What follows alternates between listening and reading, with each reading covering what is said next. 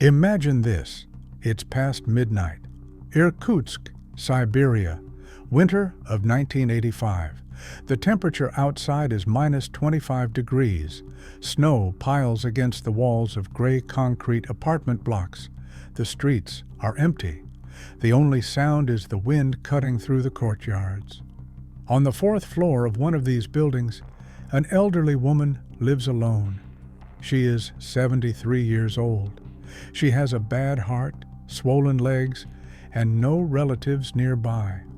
Earlier that evening, she felt chest pains and called for help. Now, finally, there's a knock at the door. She shuffles to the entrance, her slippers scraping against the cold linoleum. She looks through the peephole.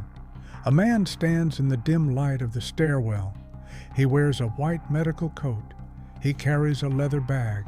He speaks calmly, professionally. He says he's from the ambulance service. He says he's here to check on her condition, to make sure she's all right. She hesitates for a moment, but only a moment, because in the Soviet Union, you trust the uniform, you trust the system, you trust the doctor. She opens the door. The man steps inside. He closes the door behind him. He asks her to sit down, to relax, to let him examine her. He reaches into his medical bag. He prepares an injection. He tells her it will help with her heart, with her blood pressure, with the pain. Within 15 minutes, she is unconscious. Within an hour, she is dead. Her body will be found the next morning by a neighbor who noticed the door was unlocked. The militia will arrive, ask a few questions, and write a report. The official cause of death: heart failure, consistent with her age and medical history. Case closed. No autopsy. No criminal investigation. No suspicion of foul play. She was not the first. She would not be the last. The man who knocked on her door that night was not a healer. He was a hunter. His name was Vasily Sergeyevich Kulik. He was 30 years old, a certified feldsher working on an ambulance crew in Irkutsk. He had a wife who worked in the legal system. He had children who went to school. He had parents who were respected members of the Soviet intelligentsia. And by the time Soviet authorities finally understood what he was, he had raped and murdered his way through the most vulnerable residents of the city.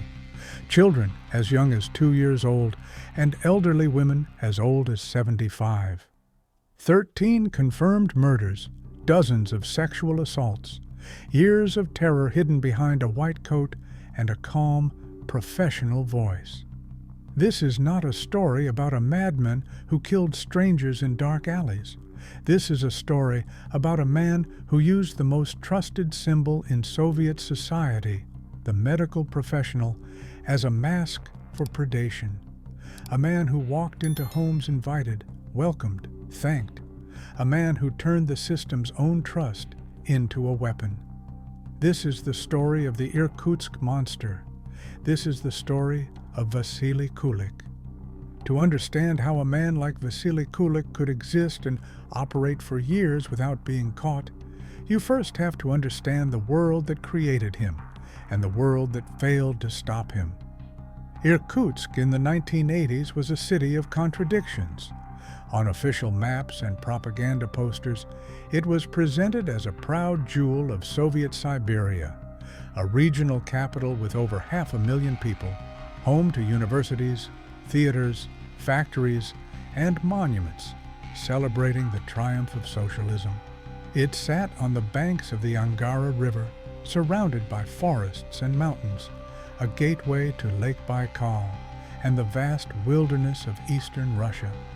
But the reality on the ground was more complicated. Like most Soviet cities of that era, Irkutsk was built on a foundation of standardized apartment blocks, the famous Khrushchevkas, 5-story concrete buildings with thin walls, narrow stairwells, and communal courtyards where children played and old women sat on benches watching the world go by. These buildings were designed for efficiency, not comfort. Families of 4 or 5 lived in apartments with 2 small rooms. Privacy was a luxury few could afford. In winter, temperatures dropped to minus 30 degrees Celsius or lower. The days were short, the nights were long, and people spent most of their time indoors, behind locked doors, in overheated rooms, lit by dim bulbs. Snow covered everything for months. Ice formed on windows so thick you could barely see outside. The economy ran on shortages. People stood in queues for bread, for meat, for basic household goods. They learned to navigate a system where connections mattered more than money, where knowing the right person could get you a better apartment, a better job, a better life. They learned to keep their heads down, to follow the rules, to trust that the state, despite its flaws, was keeping them safe. And the state insisted that it was. The official ideology of the Soviet Union left little room for the concept of a serial killer. Violent crime existed, of course, but it was presented as rare, isolated, and quickly punished. The idea that one person could murder again and again over months or years without being stopped, this was something that happened in the decadent, chaotic West, not in the orderly socialist motherland. Because of this ideological blind spot, information about serial crimes was suppressed. Cases were classified. Newspapers did not report on patterns of violence. Families who lost loved ones under suspicious circumstances were often told to stay quiet, to avoid spreading panic, to trust the authorities. Many did. They had no other choice. Sexual crimes were even more hidden. In a society that barely acknowledged sexuality in public discourse, the idea of reporting rape or molestation was surrounded by shame, fear, and disbelief. Victims, especially children and elderly women, often had no voice. If they spoke, they risked being blamed, dismissed, or ignored. This was the environment in which Vasily Kulik began his career as a predator.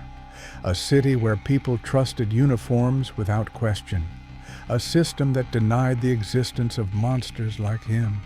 A culture of silence that protected the guilty and abandoned the innocent. In Irkutsk, in the mid-1980s, Vasily Kulik did not need to hide in shadows. He walked through the front door, wearing white, carrying a medical bag, and speaking in the calm voice of a man who had come to help. And no one suspected a thing. Vasily Sergeyevich Kulik was born on January 17, 1956, in Irkutsk. He grew up far from the stereotypical image of a future criminal.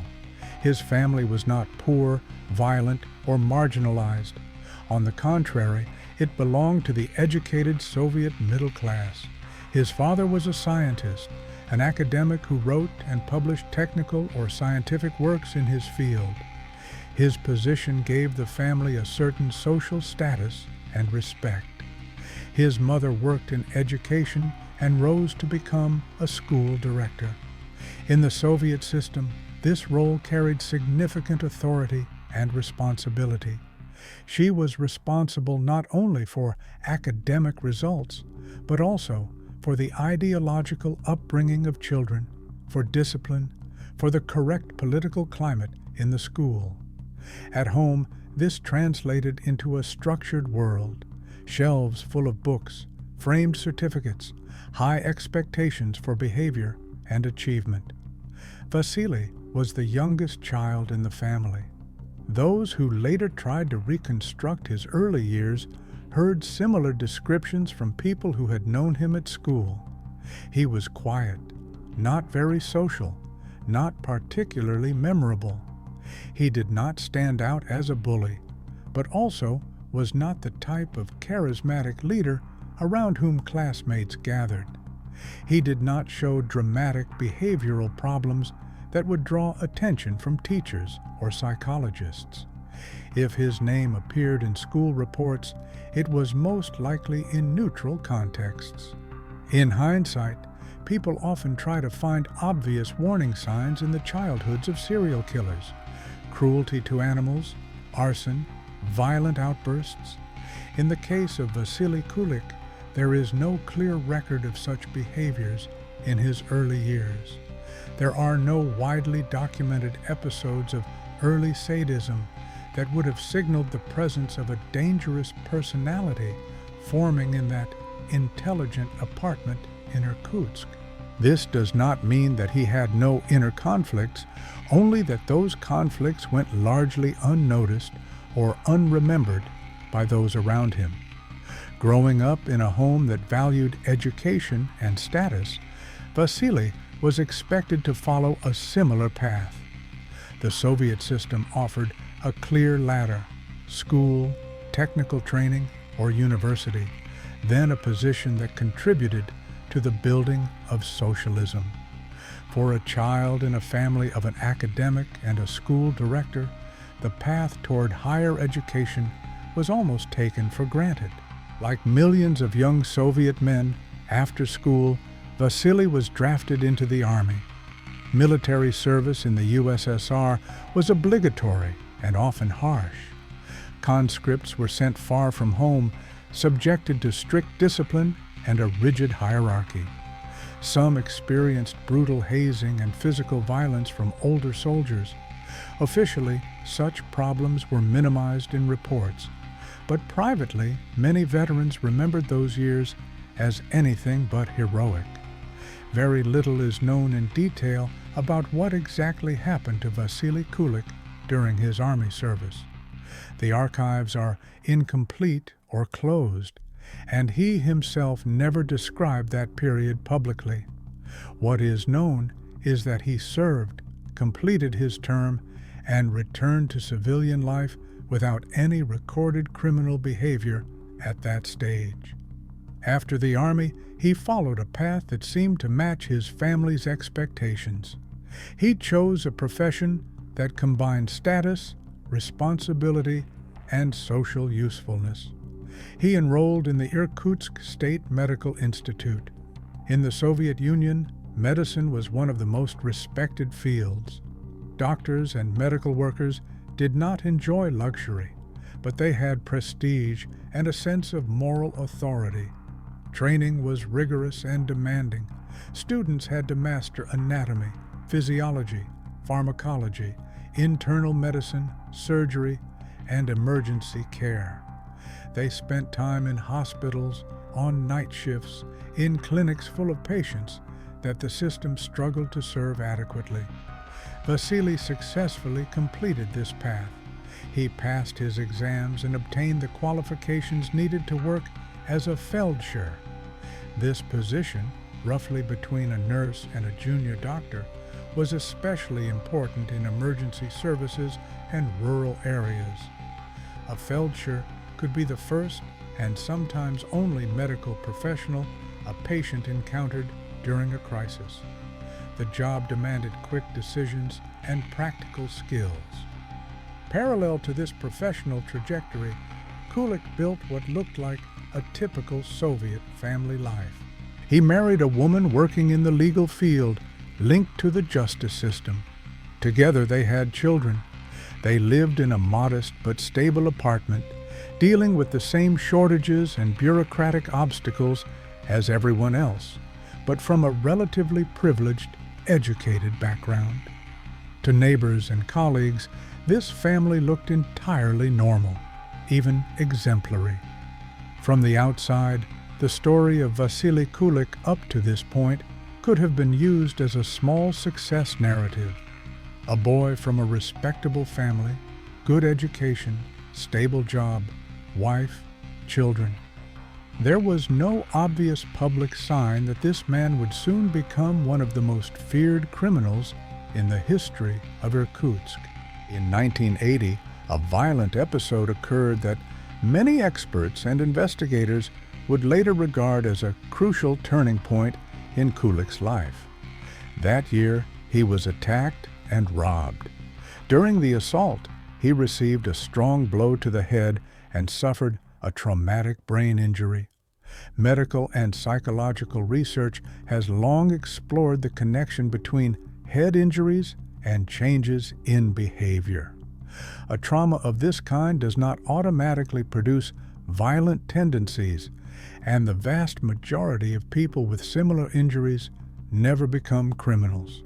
However, in individuals with certain psychological predispositions, damage to areas of the brain responsible for impulse control, emotional regulation, and moral judgment can contribute to dangerous shifts in personality.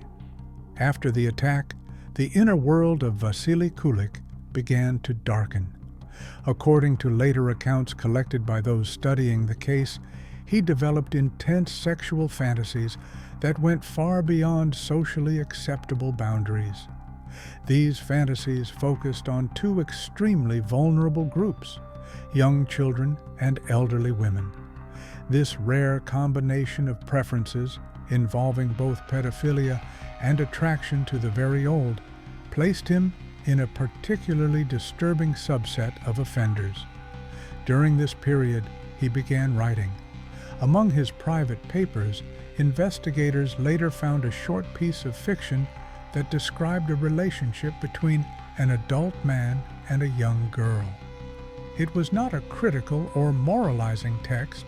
It resembled a fantasy written for himself, revealing the direction in which his desires were moving. This text was never published. It was not shown to family or colleagues. It remained a secret document of his inner life. Outwardly, the change was far less visible. People around him might have noticed that he became more closed or irritable after the injury, but such shifts were easy to explain by stress, work, or the general difficulties of life in the late Soviet period. There were no obvious scandals, arrests, or psychiatric hospitalizations that would have placed him on the radar of authorities. The gap between his external biography and internal reality was widening. On one side stood the image of a young Soviet medic, husband, and father.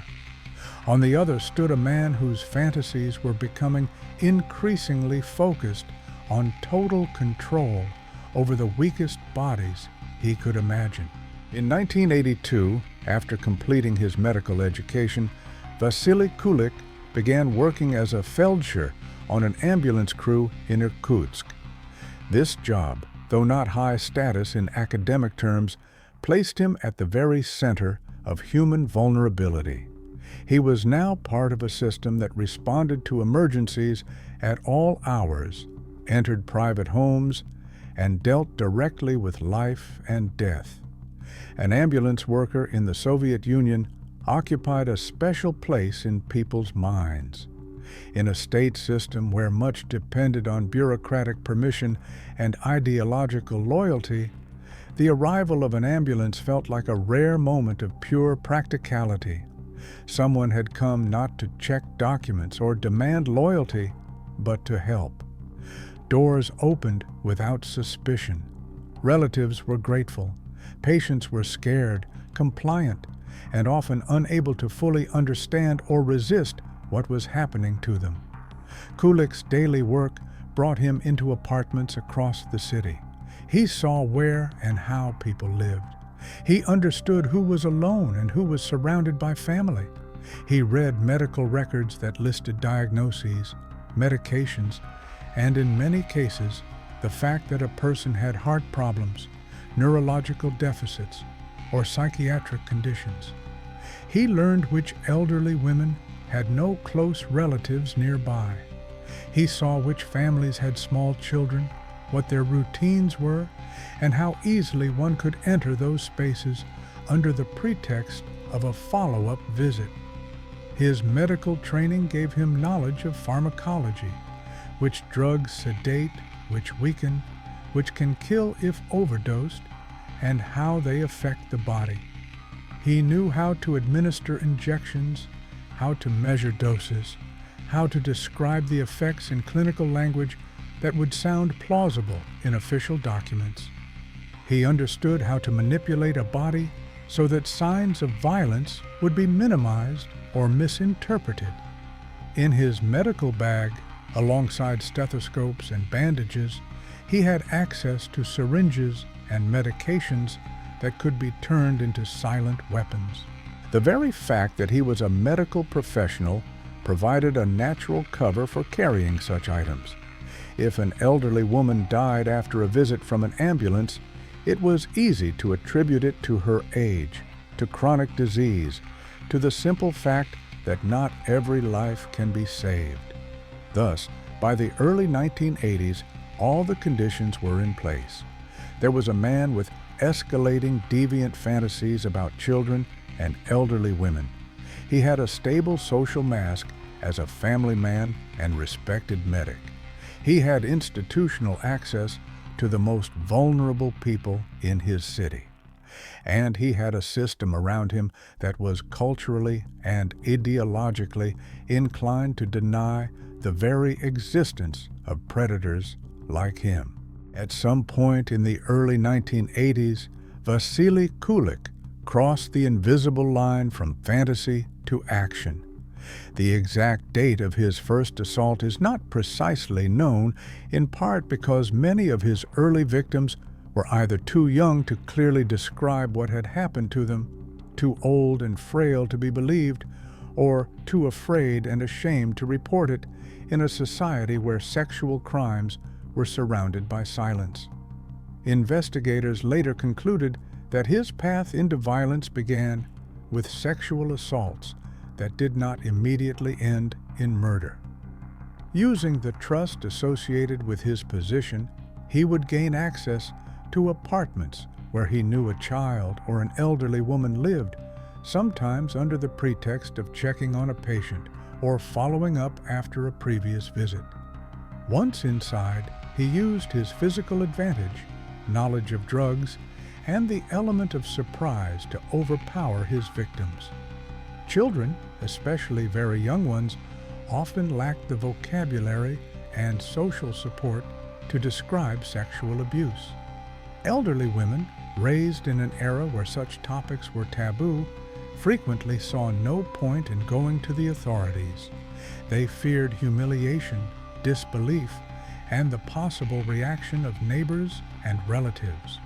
As a result, some of Kulik's early crimes remained hidden behind closed doors, leaving few traces in official reports. Encouraged by the fact that he faced no consequences, his behavior escalated.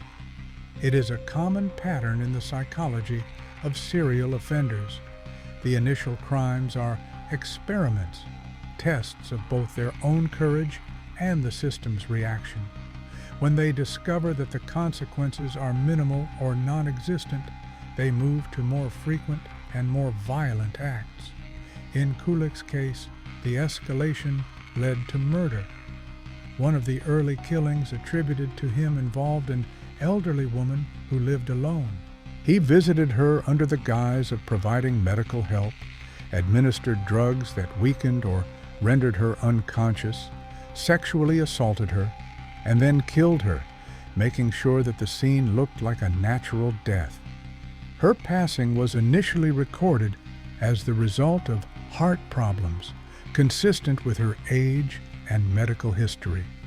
For the system, it was just another statistic. For Kulik, it was proof that he could kill and remain invisible. Over the next few years, a pattern emerged in Irkutsk that only became visible when investigators later looked back with full knowledge of the case. Elderly women, many living alone, died in their apartments under circumstances that could be explained by age and illness, but that, in hindsight, contained disturbing similarities. At the same time, there were reports, some formal and some whispered, of children being assaulted or found in states of trauma after encounters with an adult man. Kulik's victimology combined two extremes. On one side were small children, some only 2 or 3 years old. They were easy to physically overpower, unable to resist, and nearly powerless as witnesses. On the other side were pensioners, often with failing health and minimal social protection. They were unlikely to survive violent attacks, and if they died, their deaths were easy to attribute to natural causes. His methods varied. In some cases, he used medical knowledge, drugs, and stage scenes to make murders look like non-violent deaths. In others, he resorted to more direct physical violence, including strangulation and stabbing. This variability complicated the work of investigators who were accustomed to looking for a stable signature in the acts of a single offender. Among ordinary citizens, fear began to grow, even if official media remained largely silent. Parents became more cautious about letting children play alone in courtyards.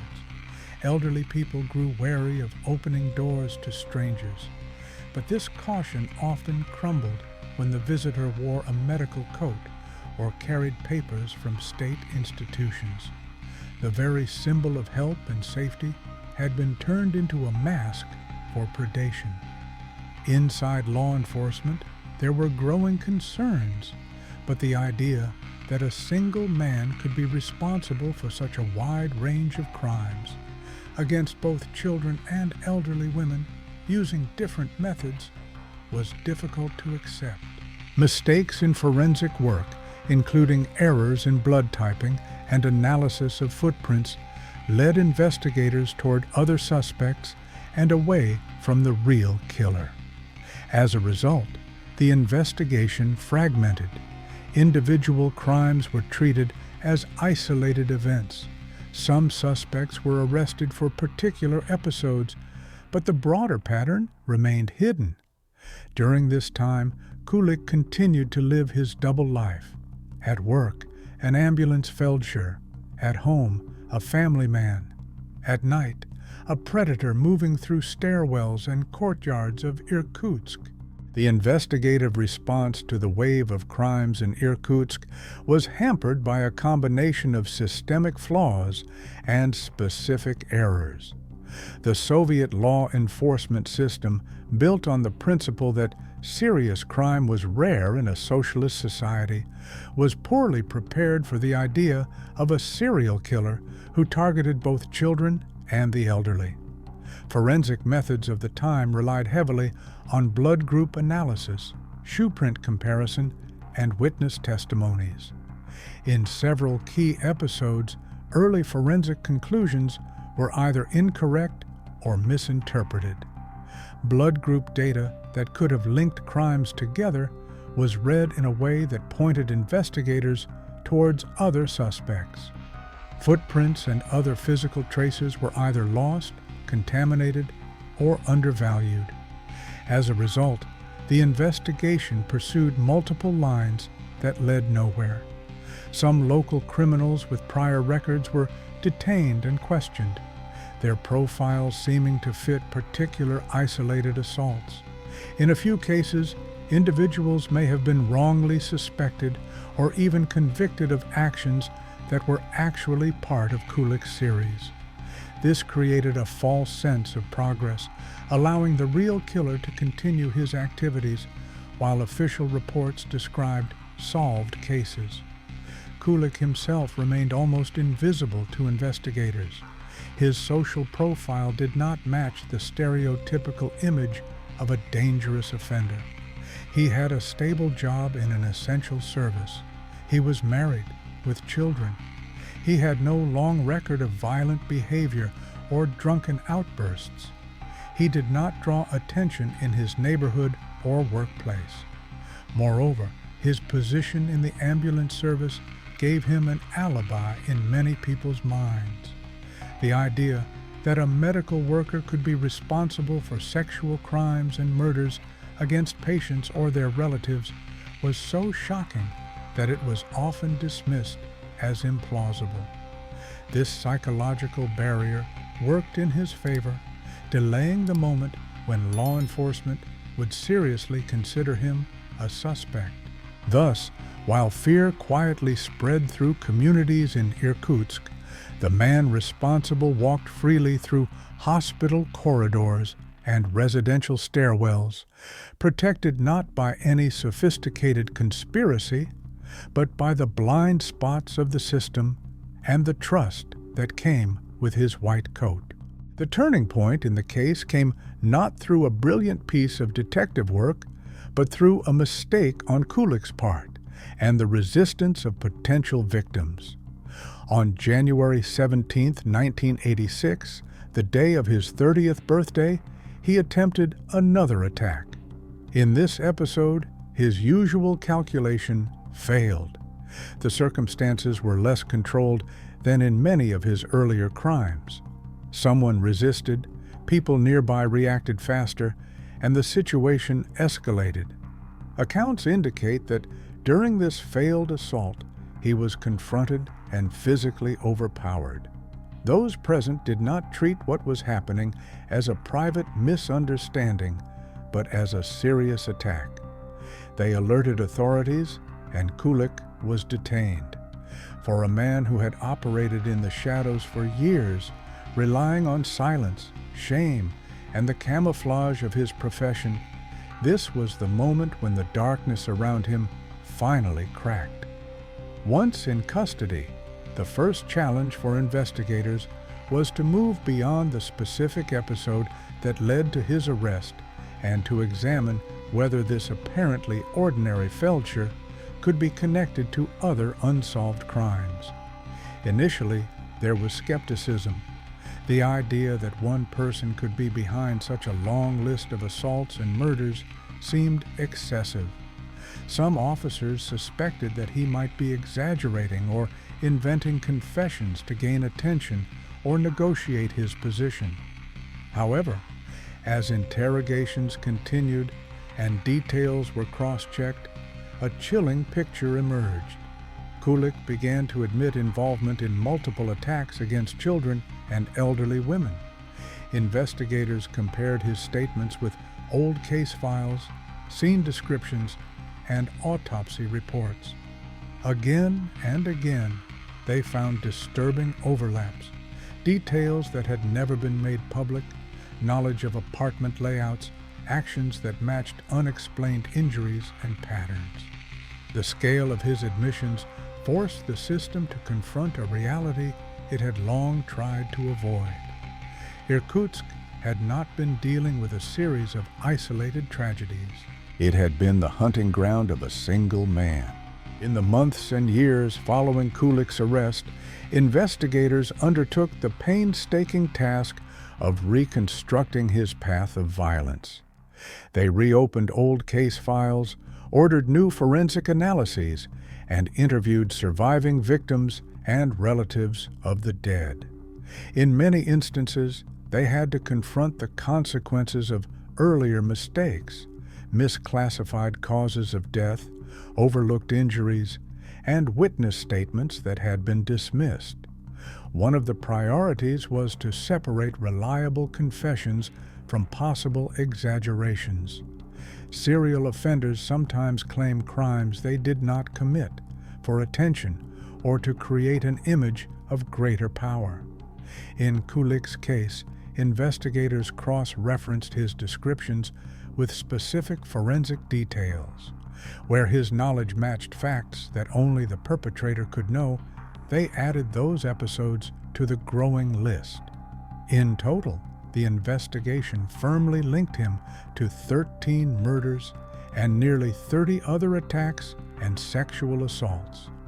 Among the confirmed murdered victims were 6 children and 7 elderly women, some in their 70s. In addition, there were many more assaults, particularly against minors, where the victims had survived but carried long-lasting trauma. Another crucial aspect of the investigation was psychiatric evaluation. Given the nature of his crimes, the question of his sanity was central. Experts examined his history, behavior, and inner motivations. Despite his sexual deviance and the brutality of his acts, psychiatric commissions concluded that He was sane. He understood the nature of his actions, could distinguish right from wrong, and was capable of controlling his behavior. Legally, this meant he could be held fully responsible. For the officers working on the case, the process was emotionally difficult. Many had entered law enforcement believing in the official narrative of a relatively safe socialist society. Confronting the extent of Kulik's crimes, committed not by a chaotic outsider, but by a family man and medical worker, forced them to reconsider fundamental assumptions about trust, power, and vulnerability. By 1988, the investigation had gathered enough evidence to bring Vasily Kulik to trial.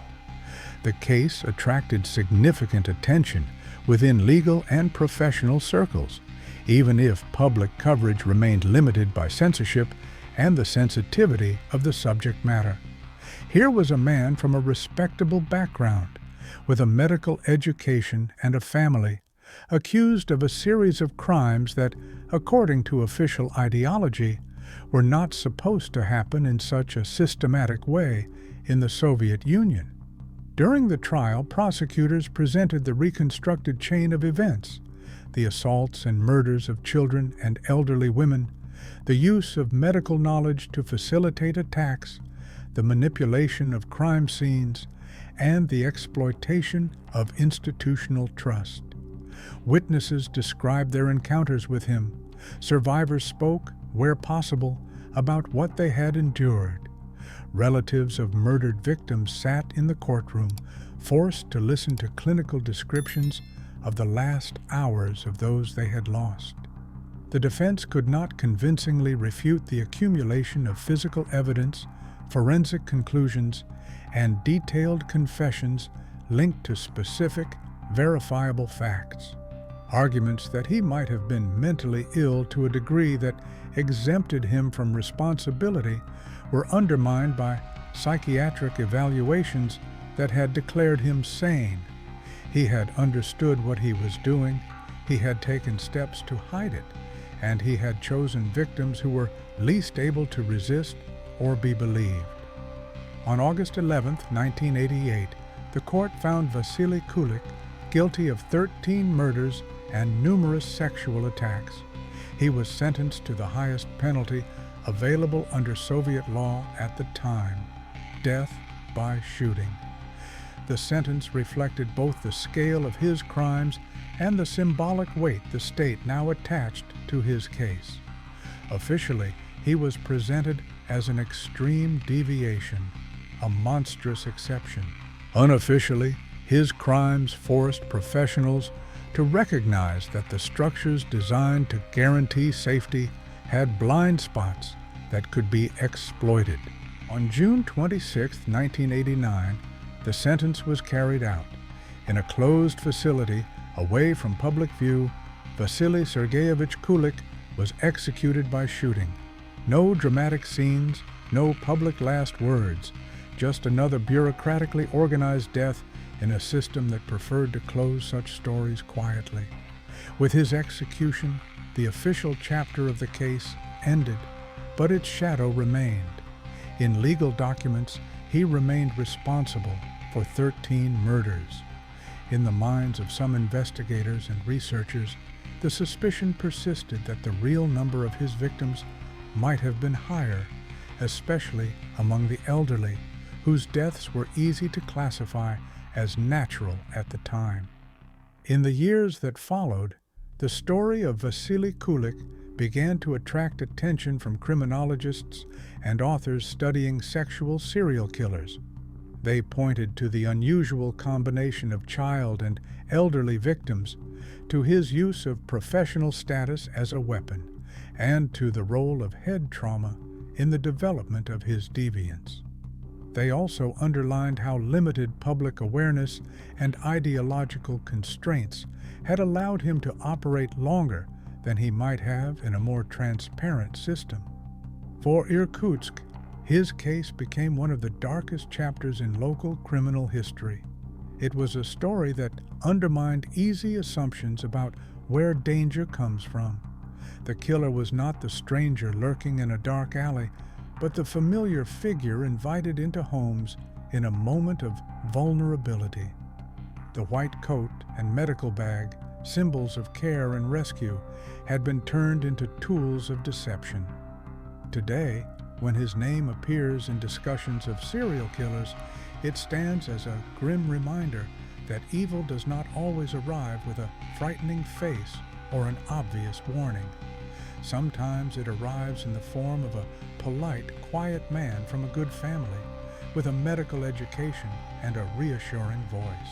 A man like Vasily Kulik, who used the trust of an entire system as his shield, until one day that shield finally cracked and revealed what had been hiding behind it for years.